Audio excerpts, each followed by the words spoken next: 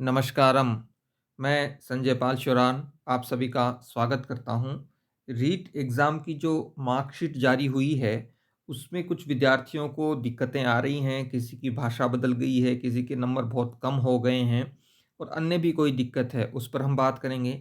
इसके अलावा आपके कुछ जनरल सवाल हैं, उसको भी हम लेंगे। शुरू करते हैं वीडियो को। सबसे पहला और महत्वपूर्ण सवाल यही है कि रीट की जो अंक तालिका जारी हुई उसमें गड़बड़ी है। हो सकता है जैसे एक विद्यार्थी का मैसेज आया कि सर मेरे पंजाबी भाषा रीट में थी, जबकि जो रीट की मार्कशीट आई है उसमें पंजाबी भाषा की जगह अन्य भाषा को दर्शाया गया है।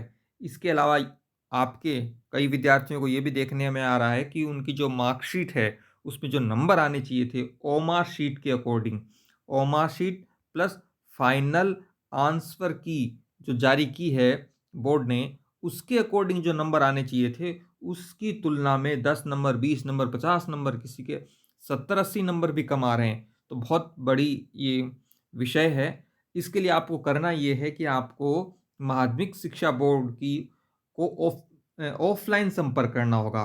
बीएसईआर, board of secondary education, Rajasthan जो है अजमेर में, वहाँ आप जाएँ, व्यक्तिगत जाएँ, क्योंकि ऑफ ऑनलाइन जब आप साइट को देखते हैं बीएसईआर की साइट को, तो लास्ट अपडेट जो हुआ है, वो फाइनल आंसर की इससे संबंधित ही अपडेट है।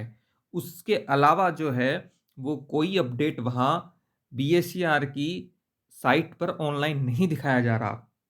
लेकिन आपकी भाषा बदल गई है, आपके नंबर 30, 40, 50 कम आ रहे हैं, या फिर आपका फ़ॉर्म नंबर भी देखिए आपको, आपके जो एप्लीकेशन फ़ॉर्म नंबर थे और जो आपकी अंक तालिका आई है, उसमें वो सेम हैं क्या? यदि आपने 2 फ़ॉर्म भरे हैं तो।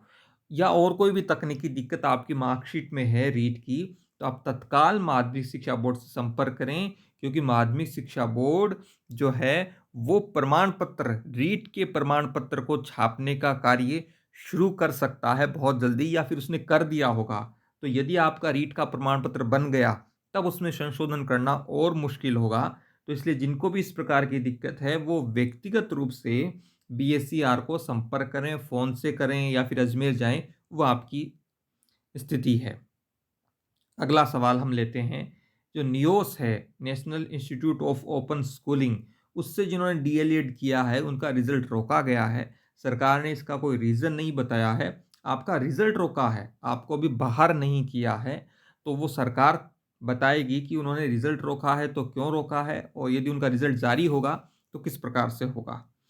कुछ विद्यार्थी जिनके अच्छे नंबर बन रहे हैं, और बीकानेर से थर्ड ग्रेड शिक्षक भर्ती का जो है वो 31,000 का विज्ञापन, 31,000 का जो विज्ञापन है, वो जल्द जारी होगा।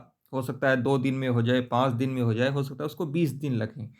उससे संबंधित कुछ विद्यार्थियों के सवाल आ रहे हैं कि सर, जब मैंने फॉर्म भरा था उस समय मैं ईडब्ल्यूएस में नहीं था, अब ईडब्ल्यूएस में हूँ, तो क्या मैं जब प्रारंभिक शिक्षा निदेशालय बीकानेर से 31,000 पदों की विज्ञप्ति निकलेगी, तब मैं ईडब्ल्यूएस के लिए फॉर्म भर सकता हूँ?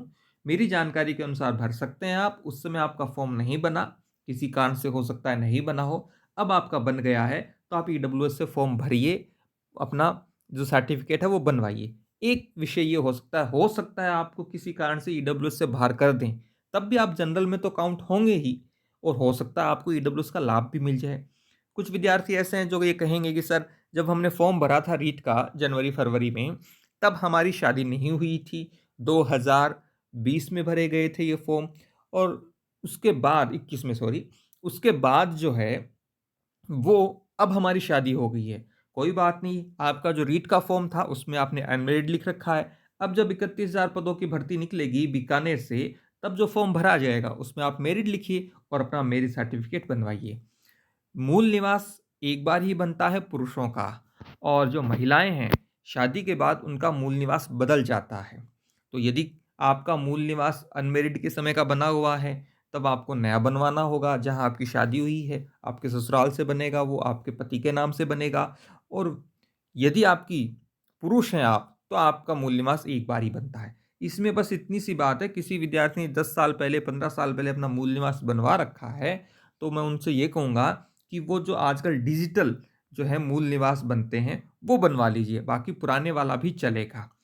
इसमें एक बात और है, जो जाति प्रमाण पत्र हैं, एससी और एसटी का जो सर्टिफिकेट है वो एक बार ही बनता है, उनका जाति प्रमाण पत्र, वो भी यदि आपका डिजिटल नहीं है तो बनवाइए। हालांकि पुराने वाला चल जाता है, लेकिन कई बार डॉक्यूमेंट वेरिफिकेशन वो कहते हैं कि साहब 15 साल पहले का बना हुआ है, तो आपको डिजिटल बनवा लेना चाहिए। ओबीसी सर्टिफिकेट है, ईडब्ल्यूएस का जो सर्टिफिकेट है, वो सर्टिफिकेट जो हैं, यहाँ जैसे विषय आया था ईडब्ल्यूएस वाला, तो इसमें ये होता है, ईडब्ल्यूएस का जो सर्टिफिकेट है वो वित्तीय वर्ष के लिए होता है। इसे आप समझिए, यदि आपने ईडब्ल्यूएस का सर्टिफिकेट 1 अप्रैल या उसके बाद बनवाया है, तो आपका यह सर्टिफिकेट जो है वो 31 मार्च तक वैलिड होगा। अब मान लीजिए किसी विद्यार्थी ने 10 अप्रैल को बनवाया, तो भी वो 31 मार्च तक वैलिड होगा। 10 अप्रैल कौन सी? 10 अप्रैल 2021, तो उसका सर्टिफिकेट 31 मार्च 2022 तक वैलिड है। यदि किसी विद्यार्थी ने 1 अप्रैल से पहले, मान लीजिए किसी ने 25 मार्च को सर्टिफिकेट बनवाया, तो 25 मार्च वाला जो सर्टिफिकेट है वो 6 दिन ही वैलिड रहेगा, क्योंकि इसमें साफ जो ईडब्ल्यूएस का सर्टिफिकेट है वो फाइनेंशियल ईयर के आधार पर बनता है। फाइनेंशियल ईयर जो है वो 1 अप्रैल से 31 मार्च तक चलता है। अब मान लीजिए किसी विद्यार्थी ने सर्टिफिकेट 25 सितंबर 2021 को बनवाया, तो ये 25 सितंबर को बनवाया है, 2021 को बनवाया है, तो 31 मार्च 2022 तक उसका जो सर्टिफिकेट है वो वैलिड होगा। समझिए आप, 1 अप्रैल या 1 अप्रैल के बाद जब भी आप ईडब्ल्यूएस का सर्टिफिकेट बनवाते हैं, तो वह सर्टिफिकेट 31 अगले साल के 31 मार्च तक वैलिड होता है। अभी फिलहाल नवंबर चल रहा है, यदि आपने नवंबर में सर्टिफिकेट बनवा रहे हैं तो वो 31 मार्च 2022 तक वैलिड होगा, और हर साल आपको नया बनवाना पड़ेगा। ये तो है ईडब्ल्यूएस का। ओबीसी के सर्टिफिकेट में अलग अलग संस्थाएं जो आपकी रिक्रूटमेंट एजेंसीज हैं वो समय देती हैं कि आपको, कुछ कहते हैं 6 महीने से पुराना नहीं होना चाहिए, कुछ 12 महीने का, कुछ अलग अलग। तो मुझे लगता है ईडब्ल्यूएस का सर्टिफिकेट तो 1 साल के लिए चलेगा। ये 1 साल का मतलब एक वित्तीय वर्ष है।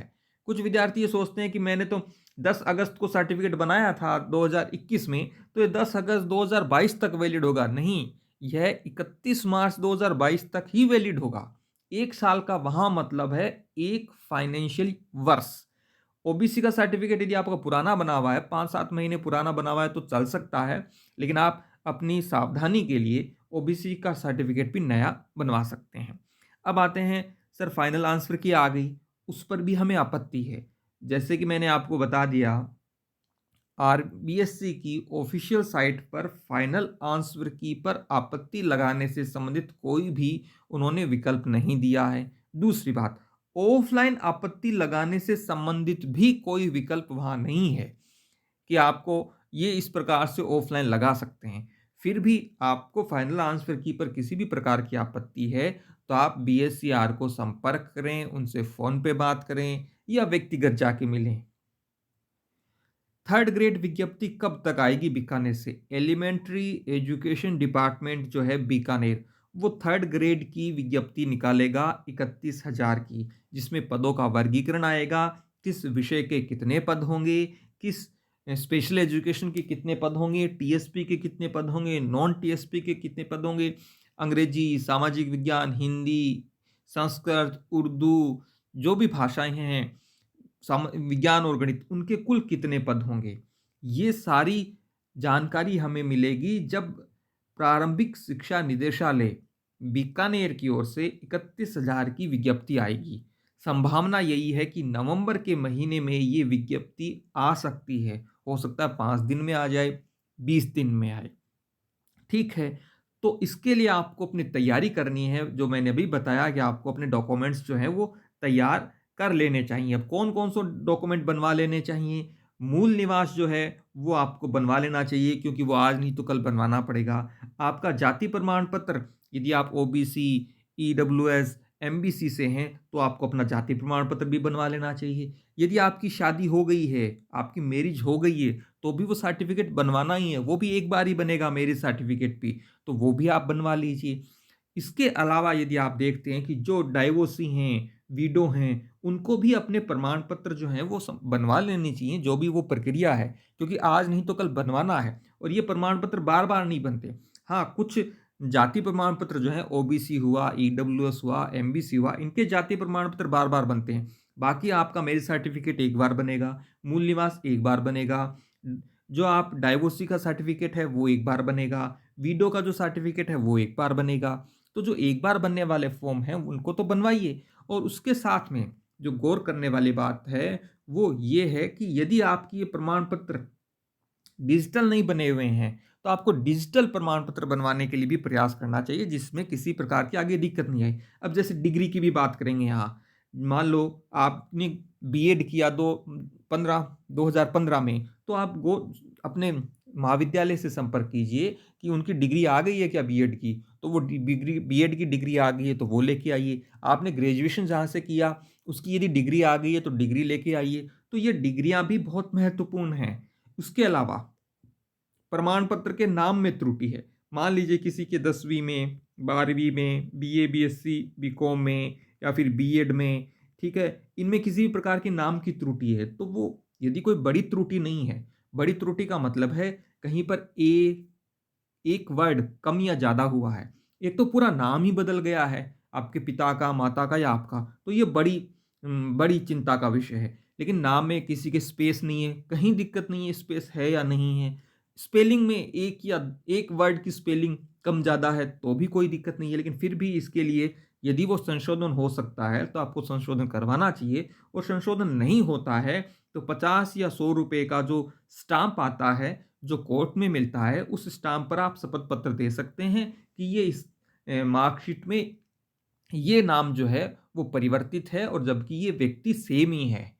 तो इस प्रकार से आप प्रमाण पत्रों के नाम में जो त्रुटि है वो भी लाइए। इसके अलावा हमारे 2-3 जो हैं वो टेलीग्राम चैनल भी हैं, आप उनको ज्वाइन कर लीजिए। जैसे कि यश गुरु जो है सपोर्ट टीम के नाम से हमारा टेलीग्राम चैनल है, इसका लिंक आपको डिस्क्रिप्शन में मिल जाएगा उन टेलीग्राम पे। वहाँ प्रतिदिन 5 से लेकर 5:30 बजे तक जो है शाम को मैं विद्यार्थियों से कम्युनिकेशन करता हूँ, उनकी कोई दिक्कत होती है तो वो व्यक्तिगत अपनी बात को रख सकते हैं। तो आप वहाँ जाकर ज़रूर एक बार अपनी बात रखिए। जो मेरी जानकारी और समझ है, अनुभव है, उस आधार पर मैं आपके सवाल का जवाब देने की कोशिश करूँगा। वीडियो अच्छा लगा हो तो अपने दोस्तों के साथ ज़रूर शेयर कीजिए। धन्यवाद।